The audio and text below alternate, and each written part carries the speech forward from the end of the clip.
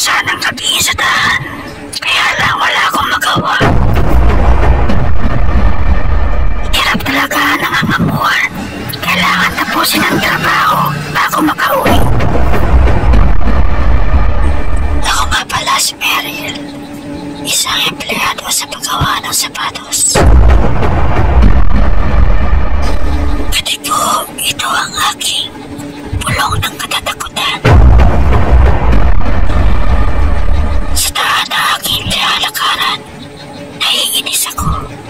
Hindi ko akalain, uuwi akong mag-isa.